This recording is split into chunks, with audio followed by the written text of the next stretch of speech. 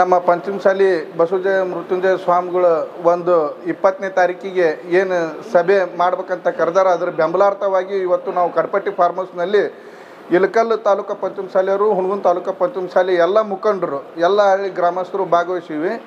ಇವತ್ತು 20ನೇ ತಾರೀಕಿಗೆ ಏನು ಬಸವಜಯ ಮೃತ್ಯುಂಜಯ ಸ್ವಾಮಿಗಳು ಒಂದು ಸಭೆ ಕರೆದಾರ.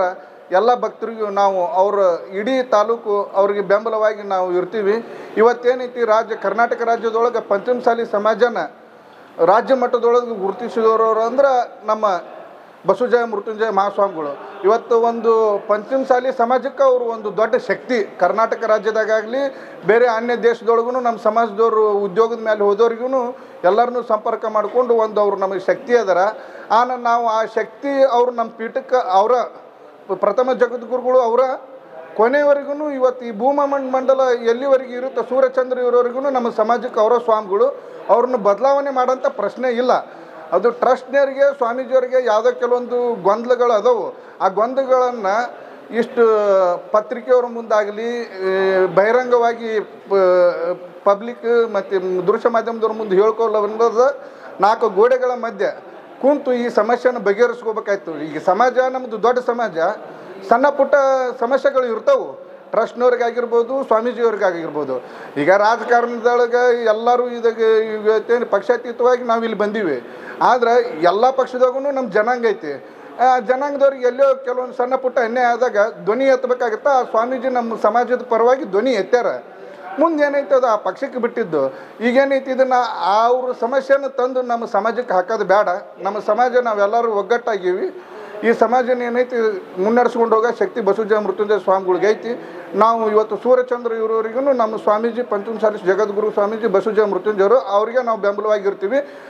ಇನ್ನೊಂದು ಟ್ರಸ್ಟ್ನವ್ರಿಗೆ ನಮ್ಮ ವಿನಂತಿ ಏನಪ್ಪ ಅಂದ್ರೆ, ಇವತ್ತು ಈ ರಾಜ್ಯದೊಳಗೆ ಎಲ್ಲರೂ ಕೂಡಿ ನಮ್ಮ ಸಮಾಜ ಅನ್ನೋದನ್ನು ಏನನ್ನೋ ತೋರಿಸ್ಕೊಟ್ರಿ, ಅದನ್ನು 4 ಗೋಡೆಗಳ ಮಧ್ಯೆ ನಿಮ್ಮ ಸಮಸ್ಯೆನ ಬಗೆಹರಿಸ್ಕೋರಿ.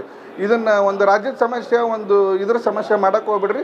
ದಯವಿಟ್ಟು ಎಲ್ಲರೂ ಒಗ್ಗಟ್ಟು ಮೂಡಿಸೋಣ. ಜೈ ಪಂಚಮಸಾಲಿ, ಜೈ ಜೈ ಪಂಚಮಸಾಲಿ.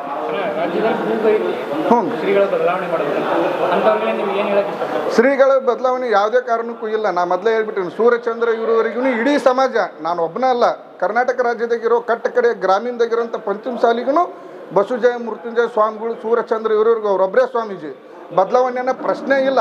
ಆ ಟ್ರಸ್ಟ್ನವ್ರು ಏನೈತಿ 4 ಗೋಡೆಗಳ ಮಧ್ಯೆ ಕುಂತು ಇದನ್ನು ನಮ್ಮ ಸಮಸ್ಯೆನ ಬಯಲಿಗಿಟ್ಟು ಮಾತಾಡೋದು ಅವಶ್ಯ ಇಲ್ಲ. 4 ಗೋಡೆಗಳ ಮಧ್ಯೆ ಹಿರಿಯರು ಕುಂತು ಬಗೆಹರಿಸ್ಕೋಬೇಕು. ಇದಾಗೇನು ದೊಡ್ಡ ಸಮಸ್ಯೆ ಇಲ್ಲ. ಅಜ್ಜರು ಯಾವುದೇ ತಪ್ಪು ಮಾಡಿಲ್ಲ, ಈ ಸಮಾಜನೂ ಯಾವುದೇ ತಪ್ಪು ಮಾಡಿಲ್ಲ. ಅವರು ಟ್ರಸ್ಟ್ನವ್ರಿಗೇನೋ ಅವರವರ ಸಣ್ಣ ಪುಟ್ಟ ಭಿನ್ನಾಭಿಪ್ರಾಯ ಅದಾವು, ಅವನ್ನ ಅವರು ಬಗೆಹರಿಸ್ಕೊಳ್ಳಿ. ಆದರೆ ಸ್ವಾಮೀಜಿಯವರ ಬದಲಾವಣೆ ಯಾವುದೇ ಕಾರಣಕ್ಕೂ ಇಲ್ಲ. ಅವರು ಭಕ್ತರು ಸ್ವಾಮೀಜಿ, ಟ್ರಸ್ಟಿನ ಸ್ವಾಮೀಜಿ ಅಲ್ಲ. ಈಗ ಹಿಂದೆ ಇದ್ದ ಅಧ್ಯಕ್ಷರನ್ನ ದಿಢೀರನೇ ಬದಲಾವಣೆ ಆಗೈತಿ. ಹನುಮತ ಕ್ಷೇತ್ರನ ಟ್ರಸ್ಟ್ನ ಅಧ್ಯಕ್ಷರಾಗಿ ನೇಮಕ ಮಾಡಿದ್ದಾರೆ. ಅದಕ್ಕೆ ತಮ್ಮ ಅಭಿಪ್ರಾಯ? ಈಗ ನಮ್ಮ ಕರ್ನಾಟಕ ರಾಜ್ಯದ್ದು ಈ ಮುಂಚೆ ಪ್ರಭಾನ ಹುಣಸಿಕಟ್ಟಿ ಇದ್ದರು. ಈಗ ಏನೈತಿ ವಿಜಯಾನಂದ ಕಾಶ್ಯಪ್ನವ್ರಾಗ್ಯಾರ. ಅವ್ರಿಗೆ ನಾನು ಮೊದಲನೇದಾಗಿ ಇವತ್ತು ಅಭಿನಂದನೆ ಸಲ್ಲಿಸ್ತೀನಿ.